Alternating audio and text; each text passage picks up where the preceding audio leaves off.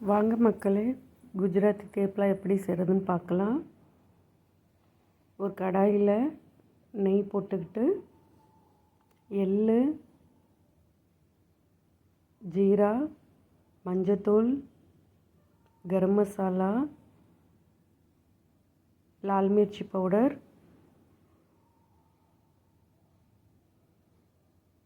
எல்லாம் சேர்த்து நல்லா பொரிய விட்டுறணுங்க.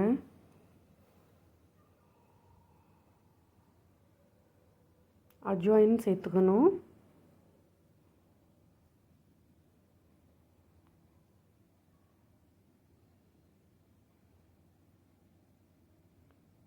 அப்புறமா நறுக்கி வச்ச நல்லா சுத்தமாக நறுக்கி வச்ச மேத்திக்கீரை எடுத்து போட்டுடணுங்க. போட்டுட்டு அதையும் நல்லா வதக்கணுங்க.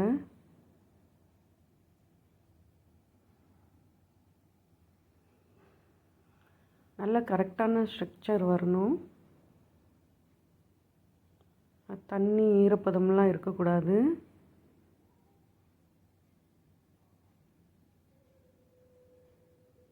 அந்த பச்சை வாசனை எல்லாம் போகணும். நல்ல க்ரீனரிலாம் போகணும்.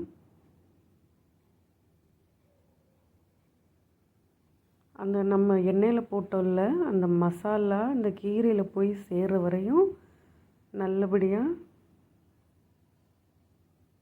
கொண்டு வரணும். இந்த அளவுக்கு கொண்டு வந்துடணுங்க.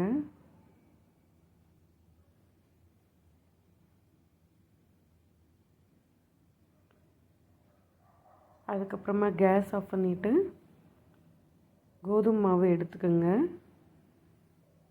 எடுத்துக்கிட்டு அந்த மாவில் இந்த கீரையை போட்டு சப்பாத்தி மாவு எப்படி பிணையிறோம் அந்த ஸ்ட்ரக்சருக்கு பிணைங்க. ஜாஸ்தி ரொம்ப தண்ணியாகவும் பிணைஞ்சிடாதீங்க, ரொம்ப கெட்டியாகவும் பிணைஞ்சிடாதீங்க. கரெக்டான அந்த சப்பாத்தி மாவு அளவுக்கு பிணைஞ்சிருங்க.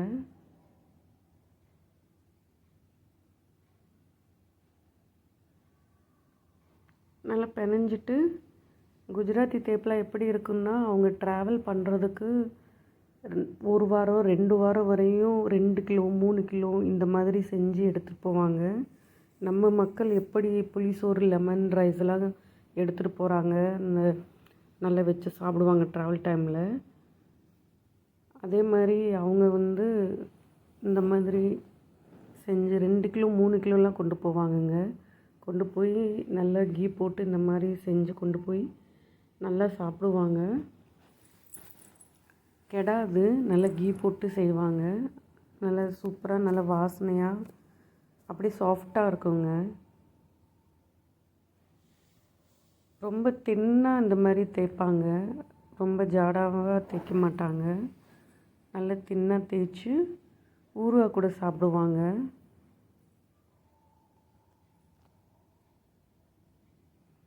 நீங்களும் இதே மாதிரி வீட்டில் செஞ்சு பாருங்கள், உங்களுக்கு பிடிக்கும்.